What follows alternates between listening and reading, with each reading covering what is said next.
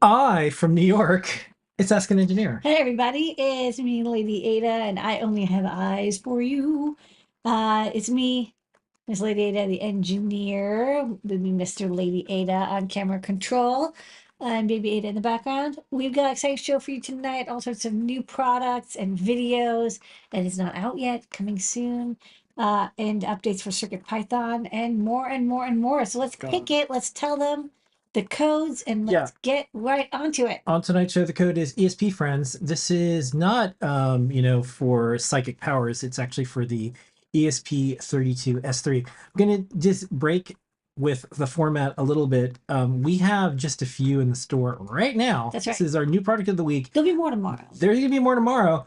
Will the code be there? Maybe, maybe not. But if you wanted to right now, the second, you can put in ESP Friends, get one of those. You also get free stuff. We'll talk about that. That's the code for tonight, all the way up to 11:59 p.m. You would be supporting the only woman-owned open source software company on planet Earth that I know of that has 600 open source hardware certifications for our designs. I'll talk about that soon. Your orders fuel us. We don't do venture capital or loans or any of that stuff. It's just all the orders that you place. So thanks for that. We just did show and tell. Do a little bit of recap of it's 10 p.m. so you know where engineers are. Disc LadyAda, we do that on Sundays, including the Great Search. Time Travel, we're going to look around in the world of makers, hackers, artists, engineers, probably a little bit of a recap of stuff that we've posted this week. We have a fun advanced manufacturing in New York City video, a little bit of solderface action with our auto stenciler this week. Some 3D printing videos. We're going to do INMPI, brought to you by DigiKey. This week is Renaissance. We got some top secret. We got new products. We're going to answer your questions. We do that on Discord because we're streaming on all sorts of places. Adafruit.it/Discord. Join us. All like 38,000 of us. All of that and more on, you guessed it, Ask an Engineer. Yay. So, PSP Friends is a code. You get free stuff later. What do we get? Yes, we have freebies again. We mix it up now. $99 or more, you get this beautiful gold-plated coaster with the Adafruit logo. One of the few things that are logo on it. That's right. I designed it in a full 5 minutes. It even had. No, I drew it in Illustrator. We also have the KB 2040 free when you order 149 or more. We have UPS ground shipping. It's back. Free better rates in the continental United States with better rates than ever. $200 or more and $299 or more. We still have Circuit Playground Express in stock, our all-in-one development board with LEDs, buttons, sensors, and more. Great way to learn programming. Great way to learn electronics. You can use it with Arduino, code.org, CS Discovery, Circuit Python, MicroPython, Rust. You name it, it's supported. Check it out. And a little bit of a note, sometimes I've had a week, it's only like Wednesday, but sometimes people get hung up on like which programming language and they yell at each other and they're crummy. So it's kind of cool hardware that you can put anything you want on it. That's right. So C++. Yes. And when I say like hardware, I don't just mean computers. Computers, sometimes it's hard. You can't just throw any Linux you want on that new MacBook Pro M2. You can't just do anything you want there. But on microcontrollers, at least the ones that we're most interested in, and the ones that we like to design for, you can put all sorts of different things on it. So if you like Rust, great. If you like C++, great. If you like Python, great. It's not assembler. Go for it. It's not an or, it's an and. You can do all these things. We have a bunch of live shows. We just show and tell. On show and tell this week, Liz stopped by and showed off the talking Adabot clock. Super cool project. If you want to make a talking clock with a bunch of files that you could call upon, super easy. The time is 5:17. We show how to do that before it was in Arduino, now it's CircuitPython. And then Liz talked about the Docker project Liz recently did. Your guide makes it, we'll get to that later on in the show. Makes it really easy for you to do Linuxy stuff without kind of a headache. Aaron showed the Figment project, taking a Teddy Ruxpin and turning it into a Figment, the dragon that has grandma's voice, grandpa's voice, aunt's voice. Yeah, it's really neat. Kind of a big epic project for the the end result is like, your kid, have fun with this little animatronic, but it was really tough. And a guy stopped by with this really neat FX pedal. Maybe you can explain what this is because it's like USB host. Yeah, It's a little bit of like it's like everything. it's an HID remapper, but it can do like effects, like audio effects, but for HID. So it can loop, but it loops like HID commands. So like your mouse or your keyboard, whatever you're typing, it'll like loop it repeatedly. You can add noise or reverb, or you can smooth things out. So it's kind of like a HID keyboard mouse filter, um, with like, but it looks like a guitar pedal. Okay. And then we kind of randomly do this. It's 10 p.m. Do you know where your engineers are? And the idea behind this is usually the engineers who have a day job for fun, they're doing something at 10 o'clock at night. And I've noticed whatever engineers are doing at 10 o'clock at night, it's usually the next big thing. It's not work related sometimes, but sometimes it is. And then in your case, you're usually putting Linux on some, but this time at 10 p.m., you showed how to.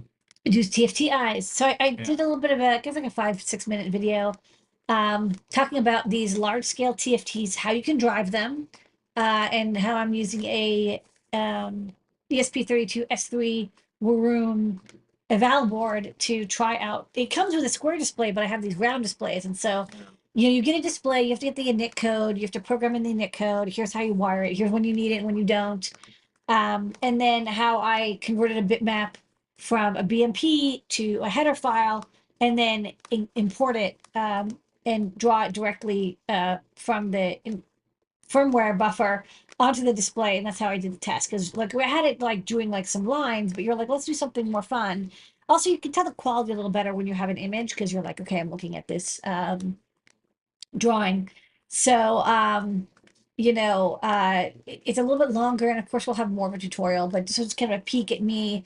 I have this pile of funky displays we showed last week, and each one of them is a different, it's all different, like just because they look similar, even the round ones, because they're both round or both square doesn't mean that the way you bring up the displays is the same. So, getting a bunch of display stuff now that displays are a reasonable price again.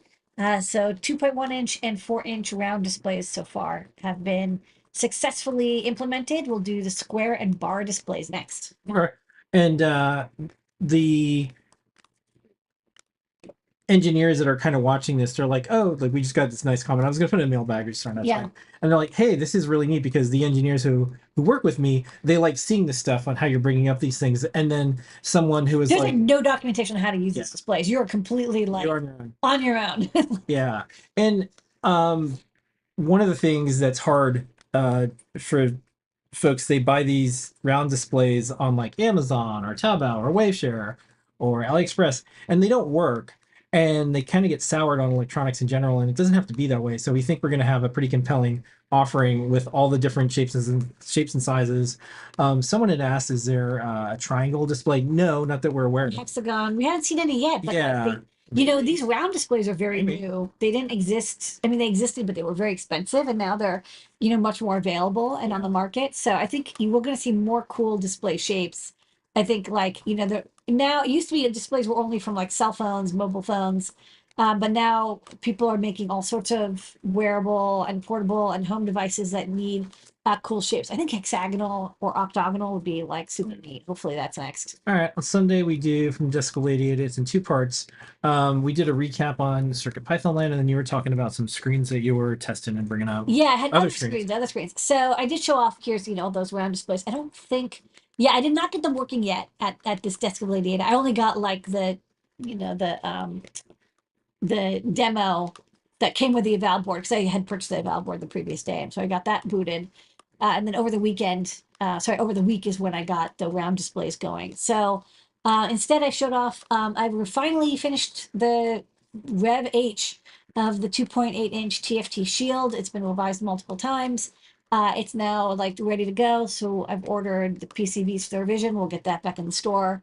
It's one of the things that didn't make through the chip shortage. And then I also found when we were clearing out Adafruit, we found like 3 bins of these really nice capacitive touch 3.5 inch displays. And it's like I'm a little embarrassed because it's like, I now remember that I got them working, I ordered them, and then something went wrong with like finishing the project. And so I was like, you know what, let's finish it. because it's like $10,000 with the TFTs. It's a lot of money, and I'd rather get them in the store than keep holding on to them. So you see, I got the multi-touch working with the Yeah, it's neat because TFT you can display. do three. Yeah, I had like four fingers, and you can see like I swipe, and it's like red, yellow, green, blue. Um, then we do Where in the World is a Part I Need, otherwise known as The Great Search, DigiKey. Use your powers of engineering to help people find things on digikey.com. Thanks, DigiKey. What did you try to find this week? Okay, so this week somebody sent us a toot or a zoot, whatever they're called, and said, "Hey, somebody found this really cool dip clip, chip clip, to let you probe onto a, I think it's a 14 or 16 pin dip chip." And they're like, "Hey, also SOIC chips. People are always like, I want to clip onto them without desoldering them and dump firmware or reprogram the firmware out, the memory. So how can I get these clips?" And so I showed both SOIC and dip style, including what to watch out for if you're using wide SOICs for flash. And most flash chips are wide, and the cheapest clip is not the one that supports it. You have to go to the other one. So check it out if you ever want to clip onto stuff and just probe directly. I have a bunch of these in my debugging bin. I use them all the time to trace out whether the data I'm sending back and forth matches what I think I'm sending back and forth. And if you want, tag us on the socials if you want to either look for a part substitution or it's like, hey, I'm thinking of doing this. Where would I find it? Yeah, I Or think just next week we'll general. do like capacitor, because I guess some people emailed also were like, "Hey, I'm fixing up this old device and I need to find a capacitor. How do I read the markings and find a matching cap?" And it's like Yeah. not true. It's not obvious how you do it. So we'll probably cover that in a week or two. Yeah. Or sometimes folks are just like, how do I use all the options on like the DigiKey search to find the thing I'm looking for? So Yeah. just tag us, you can email me too. It's fine. We get to hold them. GP's a little bit under the weather, so there was not a product pick, and there might not be a workshop. On Fridays, we have Deep Dive with Tim. Sometimes Scott stops by. A lot of people on vacation are a little sick this week. It is. It's something going on. It's probably time travel. I mentioned this in some previous shows. We're doing this like PCB of the day thing because we're on a tear. Uh, we're gonna have a post about 420 new redesigns. And then everyone makes fun of 420. So we're gonna have like maybe funny ground or something. But we're putting up like a preview of the stuff that's going on each day. This was last week's like top secret, but it was PCB of the day. It's ESP32S3 RGB That's the TFT. experimenter for the Yeah, for all these different screens. So the way a lot of these, just to give everyone an idea, we're trying to show all of our work all the time as an open source hardware company. Is we might have a what is the engineer doing at 10 p.m. We might have a desk of LadyAda. We might have a like, hey lady, what's that? We might have a top secret, and then you'll start to see, well, then here's the PCB, and then after the PCB comes in, here's us with the tester, and after that, here's us doing the manufacturing of it with some of our manufacturing videos, and then here's some amazing, beautiful photos and demos of how it works, and then here's the code on GitHub. Here's the files published, and then here's the open source hardware certification. And then here's a discount code to buy it. So that's kind of like we're showing all these different pieces. So that's why our PCB of the day idea came from. It's like, oh, let's show you even more. Python on hardware time, Lydia. We do a newsletter every single week. I got two things I want to talk to you about. Yes. First up, we have the recap from CircuitPython Day. I know it was a big success. Yeah, and I think one of the things that's really hard to do is an event in general, and you probably always need to do like a virtual hybrid now and have the recordings in a place. In person's a little bit harder now, especially like whatever natural disaster, weather thing, sickness, something's going on always. So I think we figured out a way to keep CircuitPython Day going while we figure out like what type of in-person thing would we do? Would we bolt onto an event?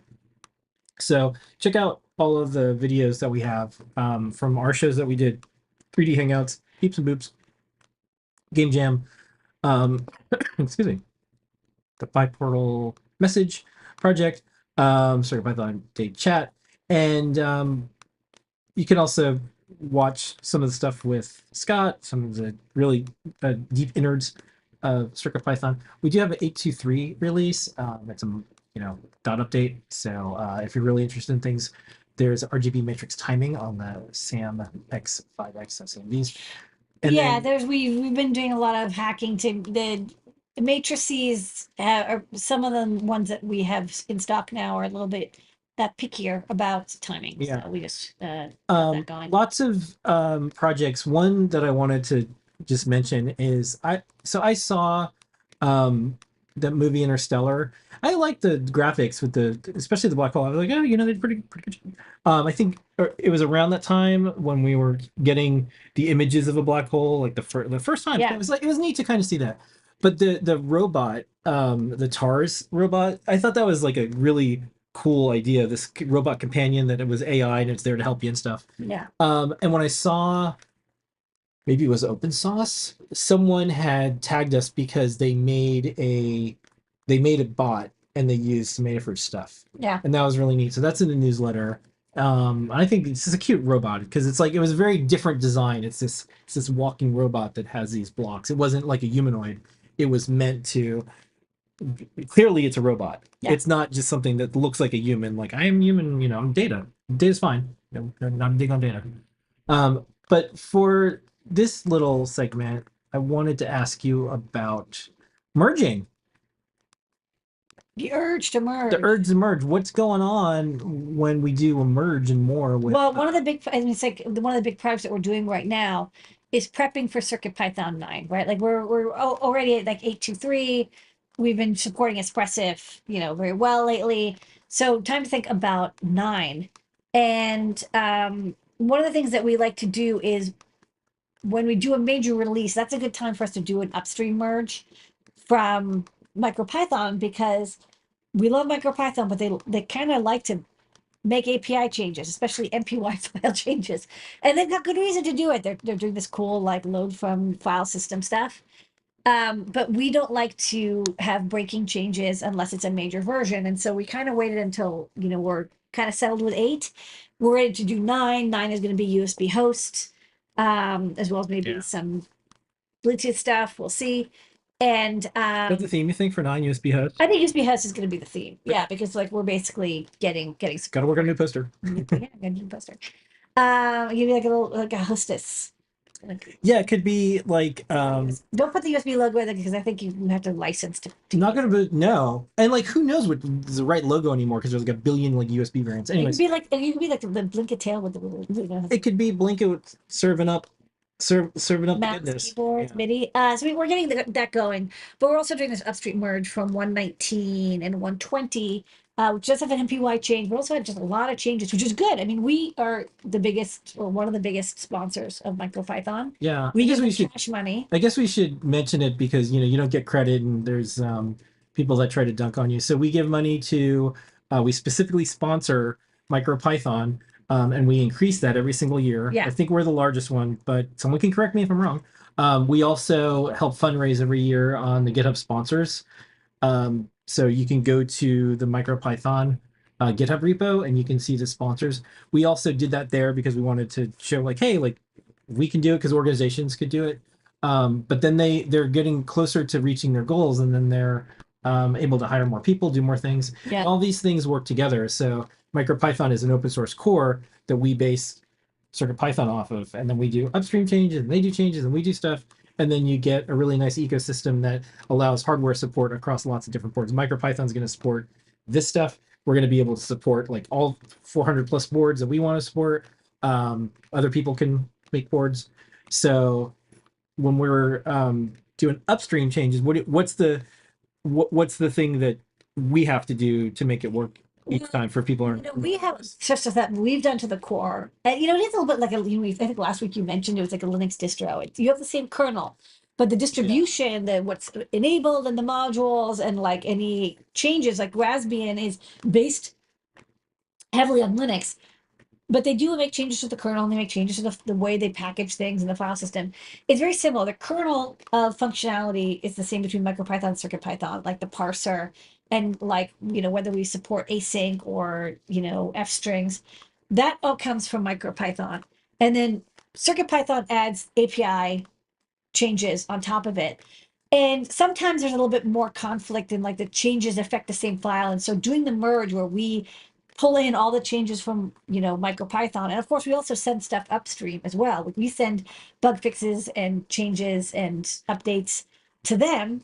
But getting it to sync up right, it's non-trivial. People who've done merges, they know it's like it can be hundreds and hundreds of files that are edited, and it's like you have to make sure that you stitch them together perfectly. So I think Scott's probably going to end up doing a video or something Mhm. about this, or maybe Dan. Well, So yeah, so Scott and Dan and Jepler all worked on this merge, but it's compiling and it's passing CI, so it's now on to test. And we're also going to update to ESP5, the IDF5. okay.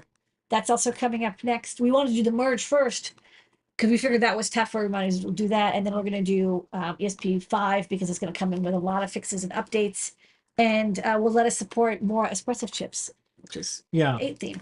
All right. Well, if you want to keep up on all these and more, we deliver this newsletter every single week. Go to adafruitdaily.com, separate site, because we don't want your customer information mixed in with newsletter stuff. So that's why we made another site. Well, Adafruit Daily, we don't spam.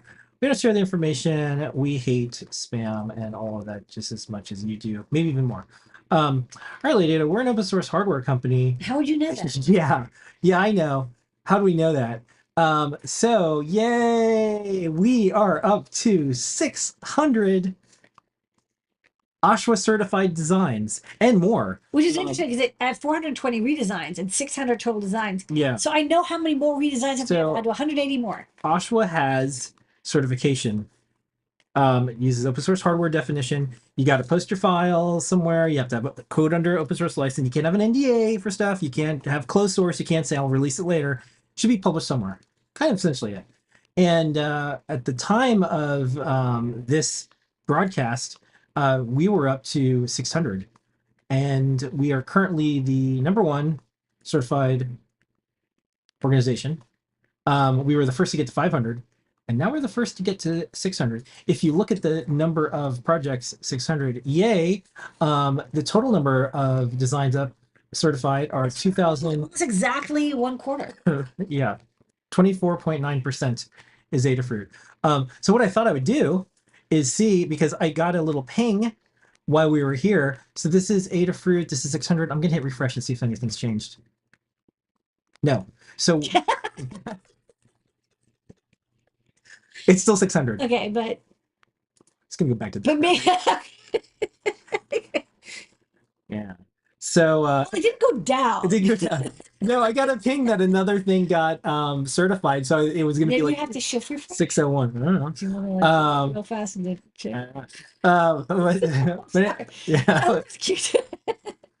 I thought I was gonna get a little more. Anyways, we'll see if how soon we get to the next tier.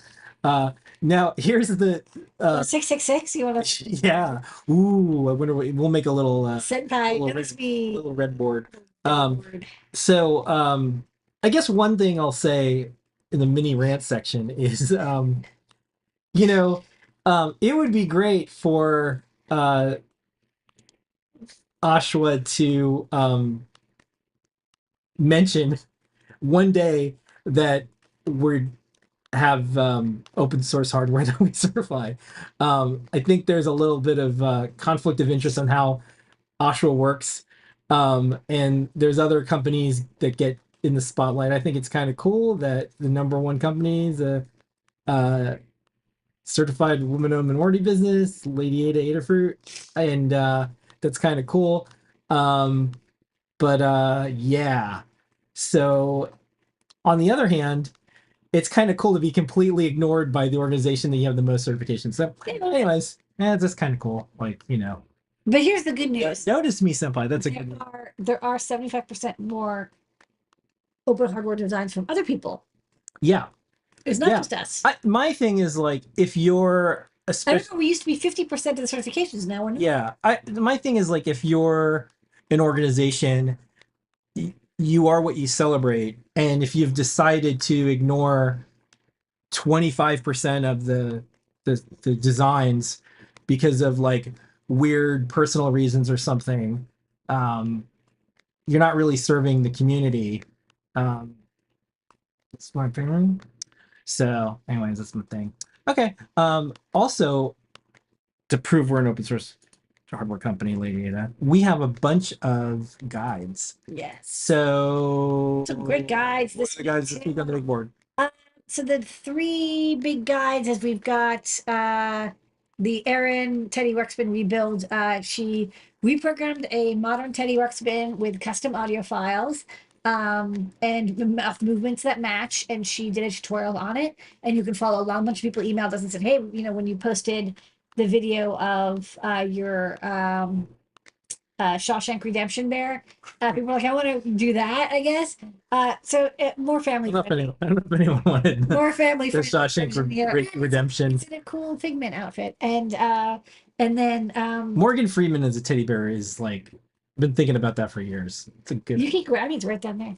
And then Liz did a guide on using Docker to compile UC Linux for the ESP32S3. It's a no MMU version of the Linux kernel with BusyBox. It's build root. It's really minimal. I mean, like it fits in 8 megabytes or 16 megabytes of flash and 8 megabytes of PS RAM. But you want to do it, you can do it. And Docker is a great way to do it because it's, believe me, it's a big project to compile because you need to compile the cross tool, and then you need some versions of like auto conf that are everything special. You can do it under WSL, but it's a pain in the ass. So Docker is a great way to do it. And Liz also added how to update the configuration for the Espressif chip. So if you want more flash, more memory, so there's modules that have even more, how to configure it, and also how to tweak the build root settings. So you can change like the host name. We're not going to do much more with this because I feel like, for $30, you can just get a Raspberry Pi. But this should get people started because I think just getting the build going is some of the tougher part.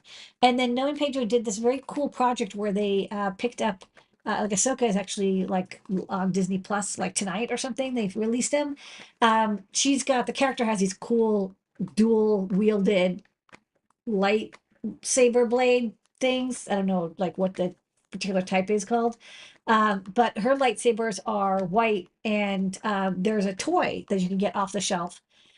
But it's not as good as if you build it yourself. Like the sound effects aren't as good, and the speaker maybe not as loud, and the LEDs are definitely not as bright as NeoPixels, like dual strip NeoPixels with a cool light effect.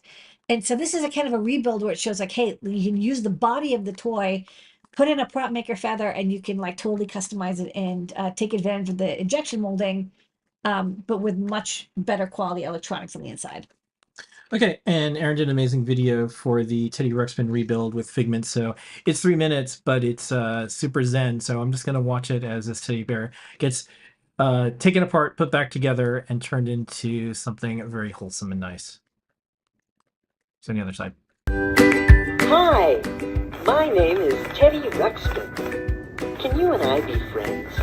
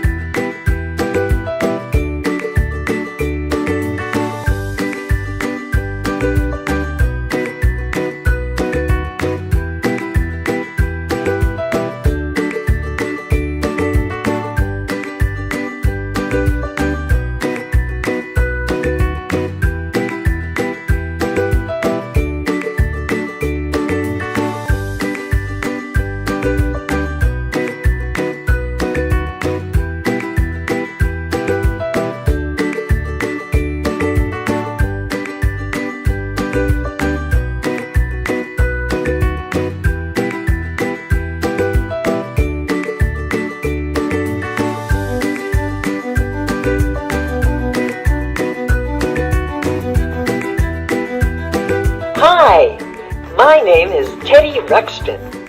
Can you and I be friends? Hello, Billy. Hello, Daisy. Would you like to hear a story? Hello, Billy. Hello, Daisy. Would you like to hear a story?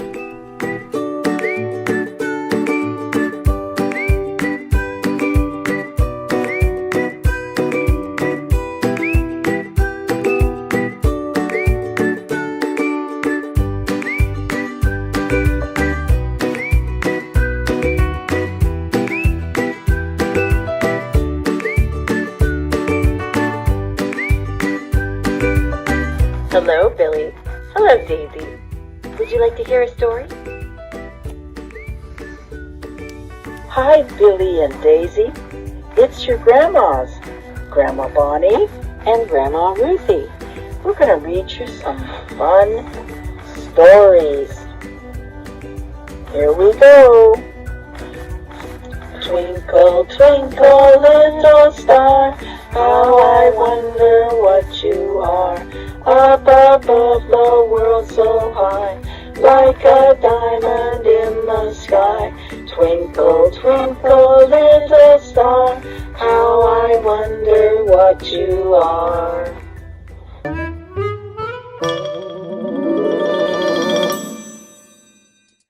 And before we go off to the next segment, don't forget ESP friends.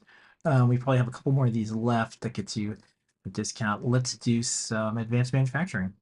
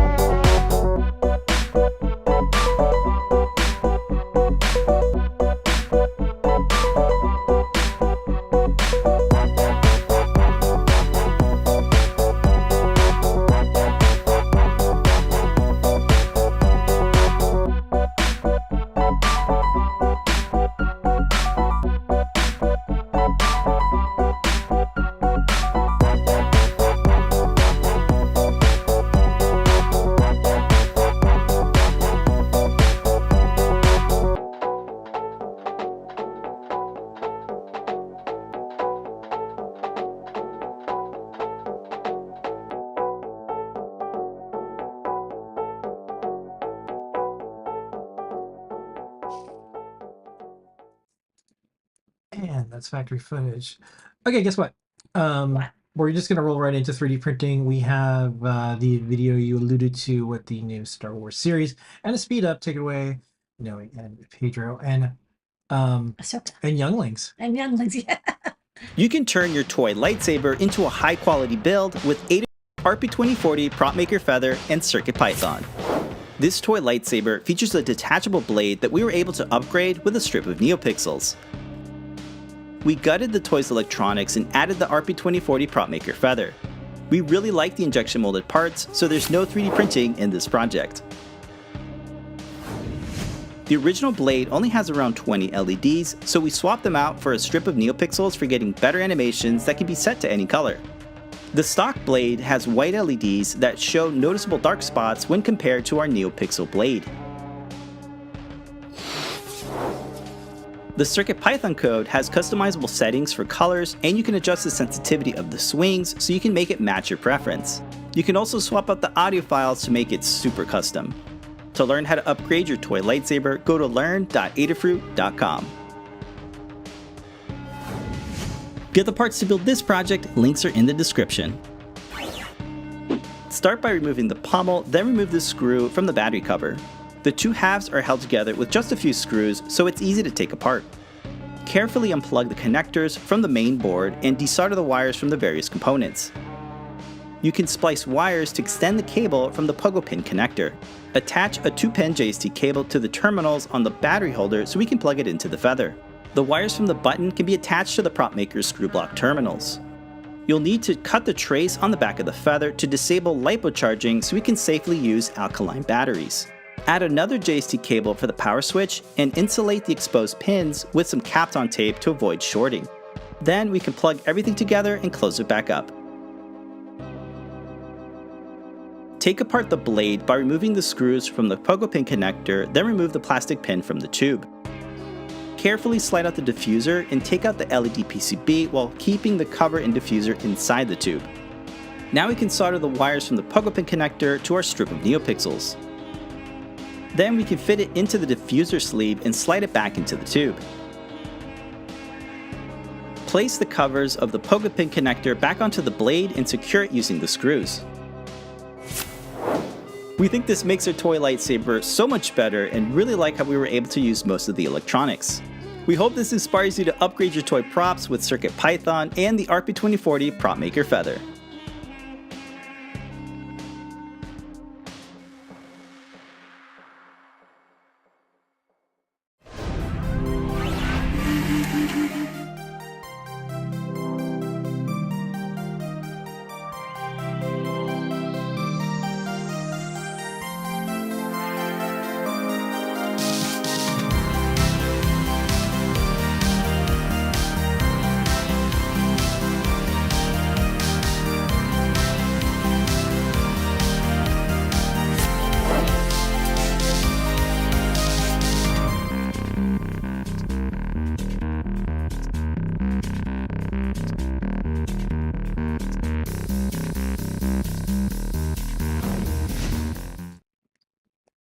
There's a lot of printing. And we also were like, oh no, did I mess up Is it the item? the Yeah. music? Yeah, so that's That's we very- have an extended version of Lineup PM music. So speaking of, let's just roll right in. On NPI.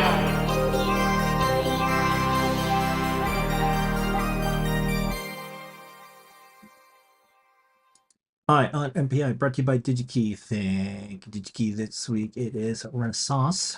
That's right. What is the NPI new product introduction of the week this week? Okay, so this is a Renaissance sensor conditioning chip, which I actually had on my list for a while, and it's in stock now. So I'm glad to finally be able to feature it. Okay, this is the ZSSC 3241. The SSC is sensor signal conditioning. And Z is, Renaissance, all this stuff starts with Z. The rest of the numbers, don't know what they mean, but this chip is pretty cool. When I look at the stuff to do for INPI, there's a lot of like, here's another MOSFET, here's another, buck boost converter, here's another connector. And so, I try not to just cover the same types of things. I like it when there's like a new unique chip. And this is definitely like unique. I've never seen a chip like this, specifically designed for interfacing with resistive and resistor bridge sensors without having to kind of DIY it all yourself using op amps and 24-bit ADCs. So this is a chip, and it's got like, every time you look at it, there's like more stuff that you discover, and you're like, that's kind of cool. It's a chip that's designed again to read bridge, half bridge, or resistive sensors. It can actually also do, I think, voltage source sensors. And I'll talk about some of those. And like some of the details, like it can do SPI or I2C or one wire.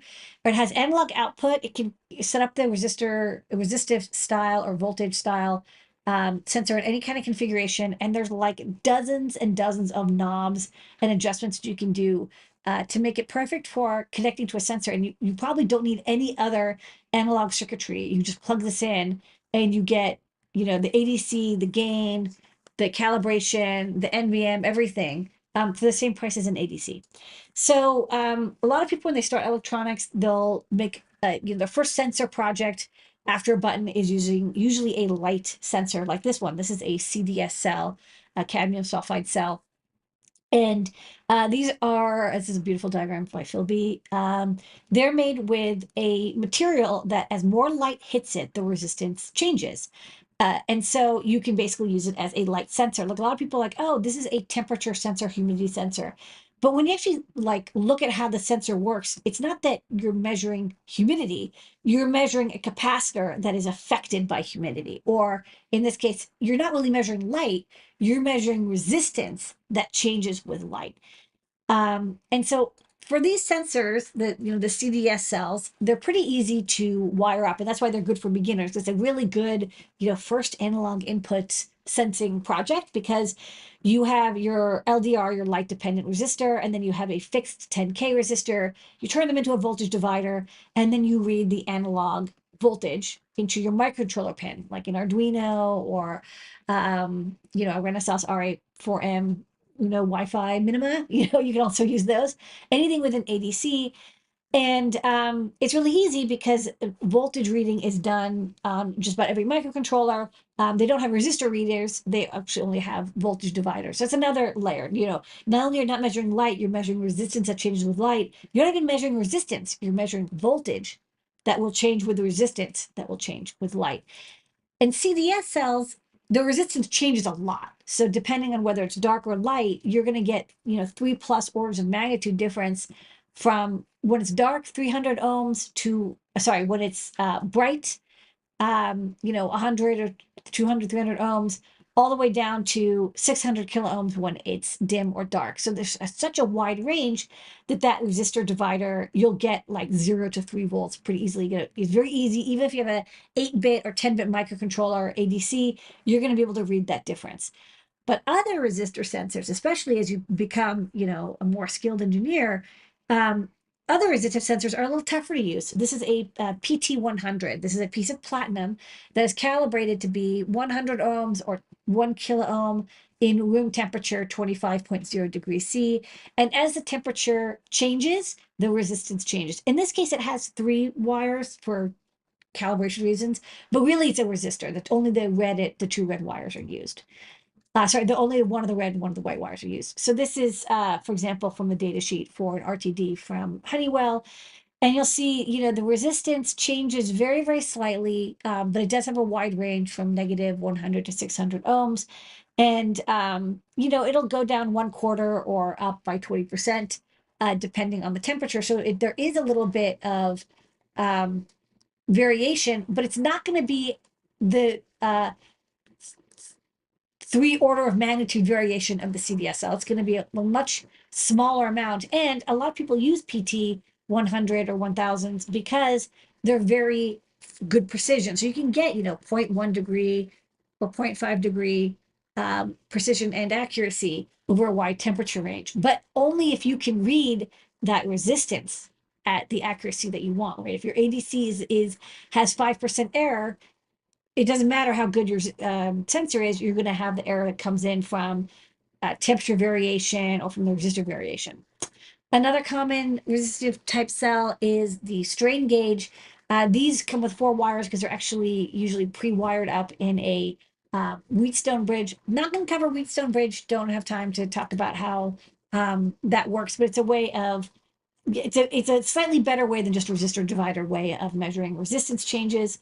This is made by microprinting a conductive material that as it gets bent or twisted or torqued or whatever, the resistance changes, and it really is a very, very small amount. Like if you thought the PT100 was a small variation, this is even less. Like to read a strain gauge, you really need a 24-bit ADC.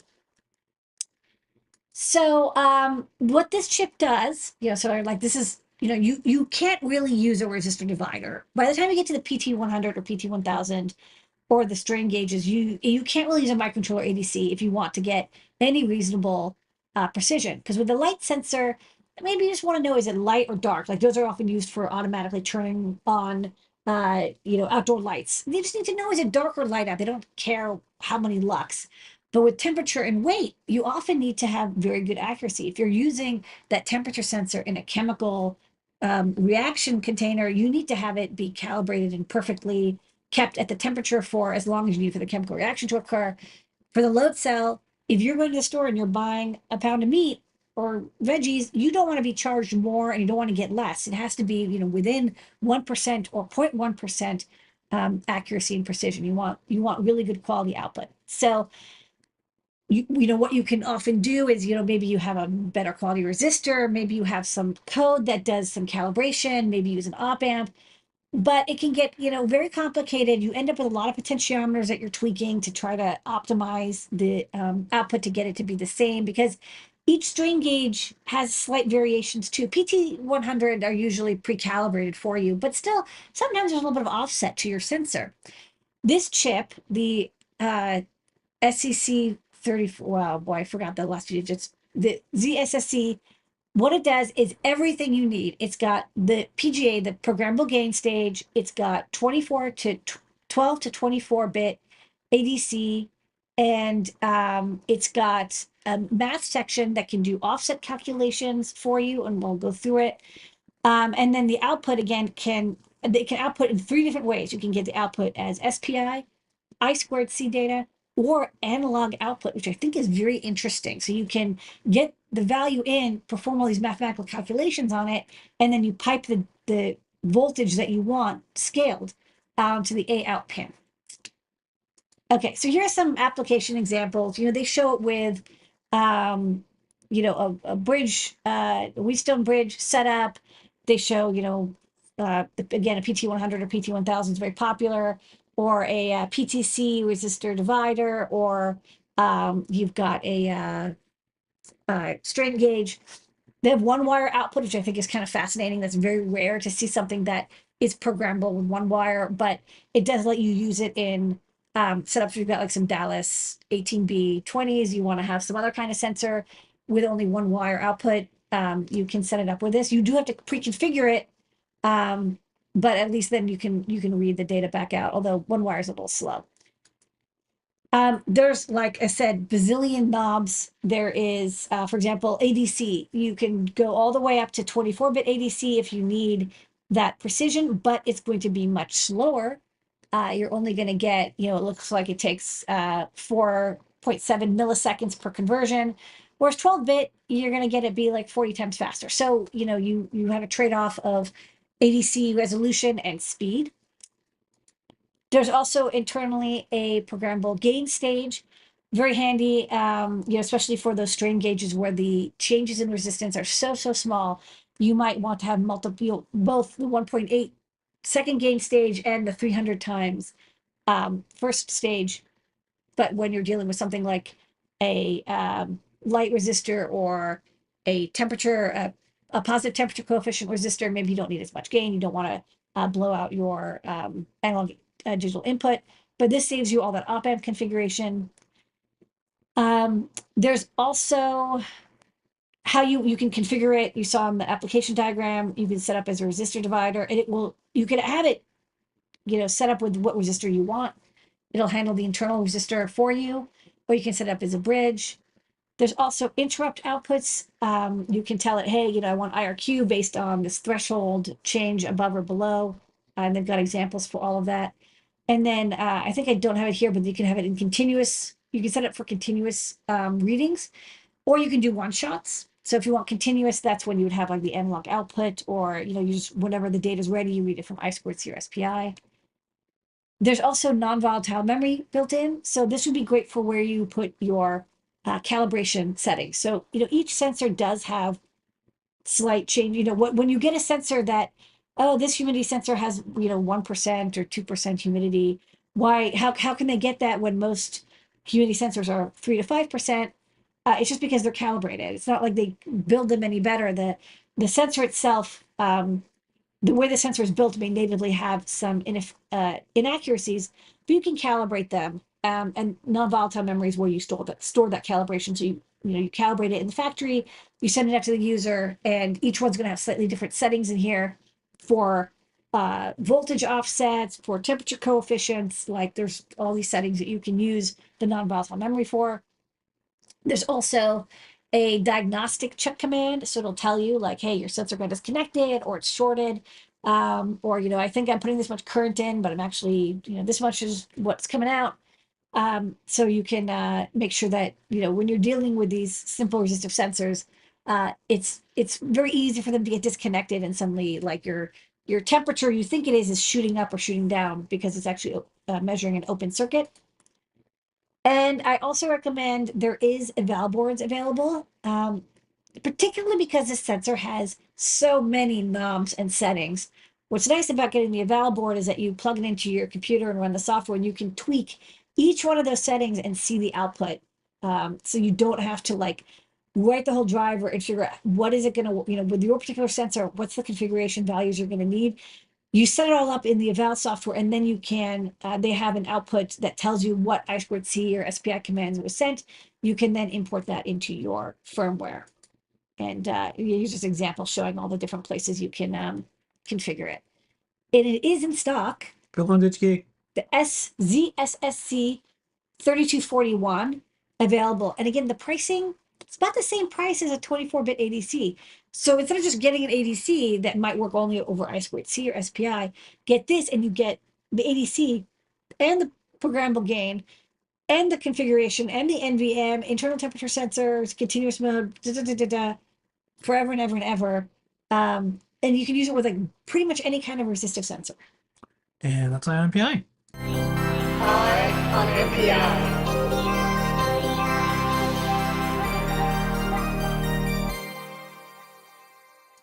Okay. We're gonna do new products. We have one, and it's But it's a really good yeah, one. it's a really good one. So here we go. New. Okay, the start of the show tonight, besides you, LadyAda, our community, our customers, the entire Adafruit team who makes this go is. Yeah, the Metro ESP32S3 is finally in the shop. We had this as a coming soon for a bit. Thanks to everybody who signed up. We will notify you if you signed up. I wanted to make sure that we had some for people watching the show live.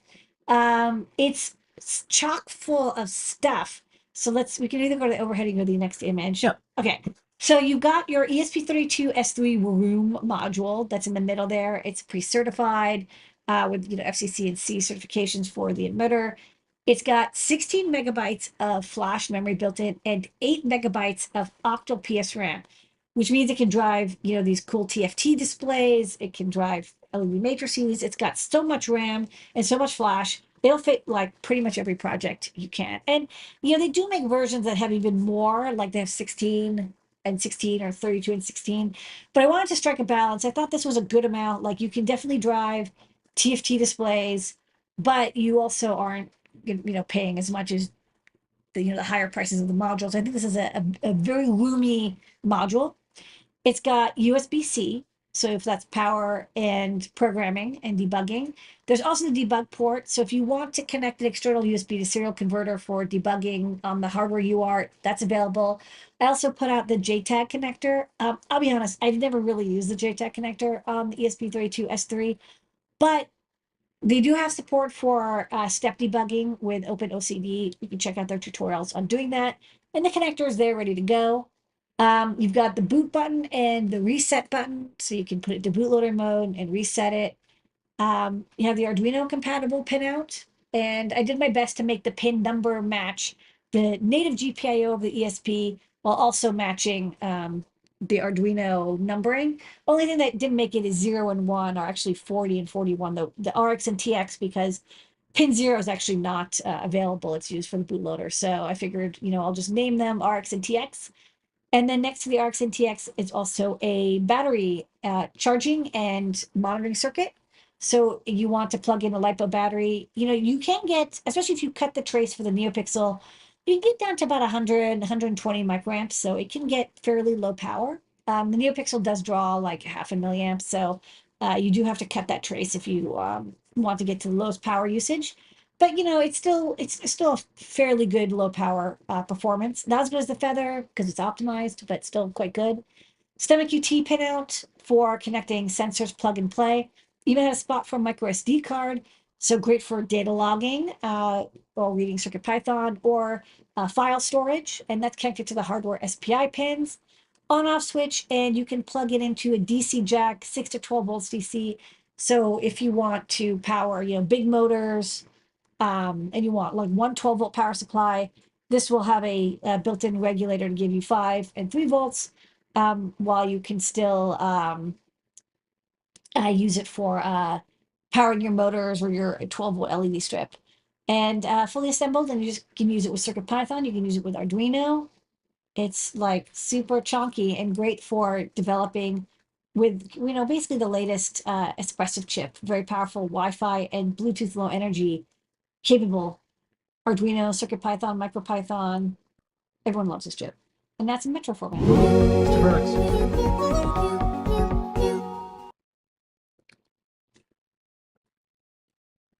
Okie dokie. So if there's any left, try to get it. ESP friends. We're gonna do the top secret, and if there's any questions, a little late night tonight. We were doing some in the chat earlier, so maybe we got to them. But do put the questions up in Discord. Adafruit.it/Discord. Let's do top secret. Yeah.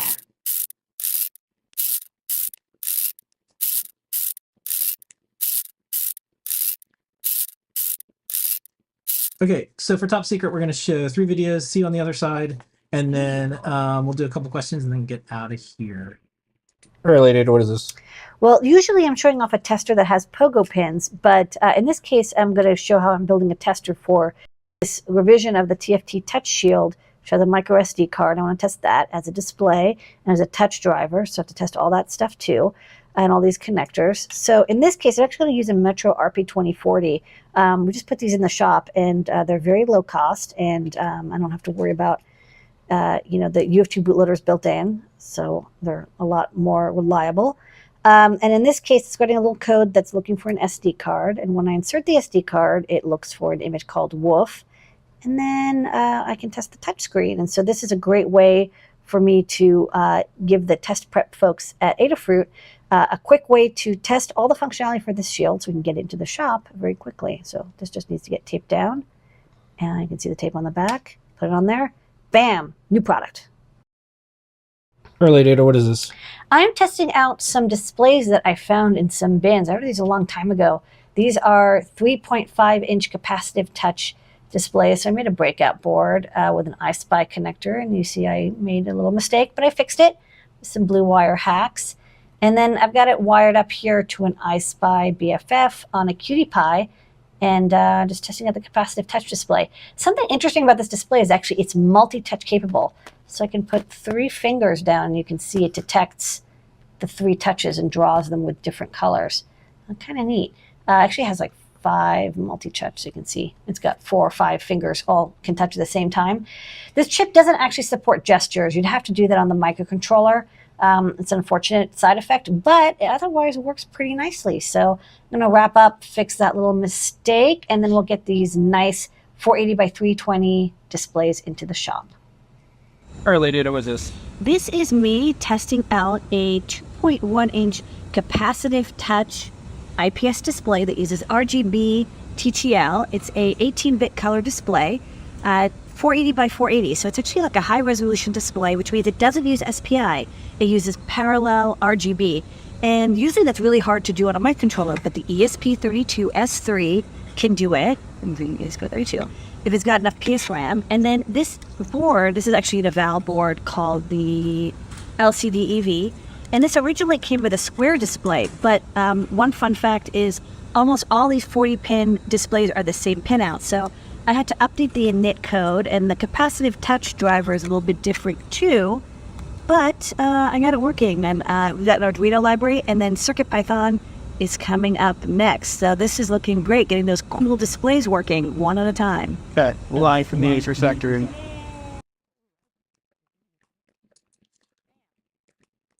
Okay, so that's the eyeball, Eyeball. and we're working on this, and then this was the intro. So anything to add before we want to show? Just real fast, hold it up. No, I mean, I can just show it on the overhead. I think, This is real. the video was pretty good. So this is a 4-inch display. And then also get a version of this that has capacitive touch. This one does not have touch, so you can poke yourself in the eyeball all you want. But I mean, like, it's so cool and weird. Great for Halloween. Maybe we'll have it just in time. So, there's an Arduino library that can support these. and I just have to program in the init code. And then Jepler's been working on CircuitPython support. You do need to have something like this Metro ESP32S3, which has 8 megabytes of PSRAM, because these displays, unlike the 3.5 or 2.8 or 1.2 inch displays, the small ones, those have built-in memory. This does not. You have to draw the screen constantly. So while it looks like nothing is happening, actually a lot is happening. It's constantly redrawing, like every second. Every point, every 50 hertz, whatever, 60 hertz. It's redrawing the display, which means that you get very fast redraws, but you have to have the memory for the display buffered inside of here, and it's constantly like outputting it. So the only thing I don't know is if it's doing this kind of display output, is that happening on one core and you can do Wi-Fi on the other core? And how does this work with the octal PSRAM? Because like, can you do stuff during the VSync, or does it buffer? I don't actually understand how it works, but I'll definitely be learning more about it as we're pushing the limits, because it would be cool to make like a round pi portal, like literally it's a portal, and you can like show stuff from the internet, but it's round. So yeah, I wanted, we asked you like, which ones should I do? And you said, do the round ones. So I did the round ones. Yeah, nothing illustrates what we're up to other than giant eyeballs. Okay, that's what we're super up to. this week. Beep.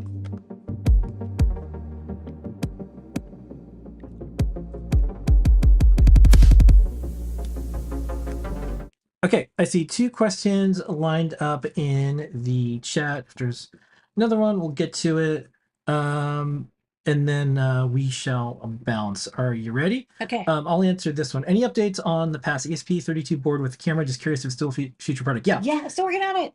Oops, gotta put us here. Oh, yeah, sorry. I'm still working on it. Yeah, one of the things working out in the open, it's a little tough sometimes because we'll show something and it seems like it might be released tomorrow, but we have to get parts.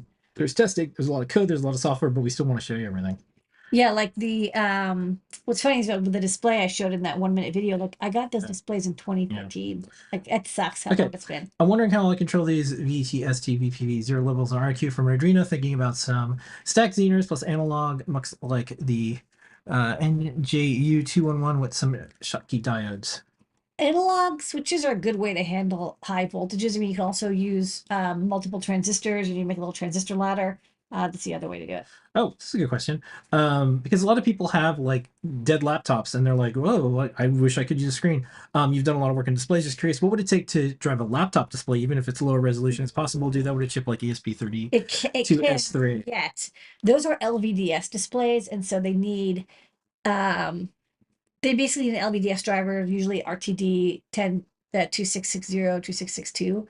You can use, but you also need like the cable that goes to the laptop, and they're not always the same. It's kind of like annoying. They're, it's very custom made for each laptop maker. So, the best thing you can do is, like honestly, if you can Google, see if other people have done it, what they use in the configuration. It's not as easy. These displays are not used on laptops. They're used in products, not laptops. Yeah. And then last up, since those are all the questions, this one is more of a general one. We've written about this a little bit. We've talked about it. This is a question: looking for a project problem to solve a PCB design. Where do you look for inspiration? How do you come up with designs? Well, this community is a great one. Yeah. There's often something that someone wants to do, like I want to connect this to that. I want to have this keyboard work with this retro thing. So there's always people that are looking to do something. The other thing that I've noticed the way you work is you have all of these like people in your head, and you have empathy for these users and these beginners, and it's like, well, what would be the easiest, best thing possible that's also low cost and powerful, open source?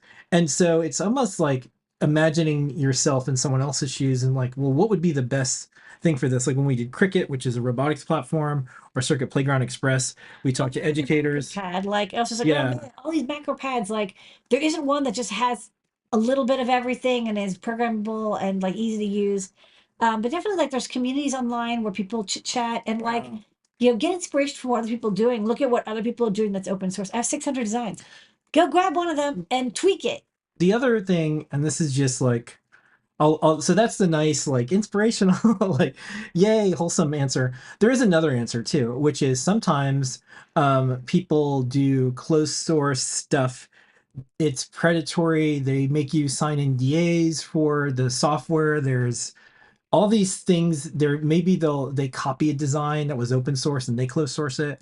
So if you're inspired, remake their design, make it open source, and make it better. Yeah. Like There's always stuff. reverse engineer stuff. Or there's a product that got discontinued. Reverse engineer something that's that's not approachable by makers and make it easy and approachable. We've had to do that before. There's companies that like, we have this like blob of software and you can't ever do anything with it, and it makes touchscreens. We're like, okay. Yeah. So that's an answer. Okay.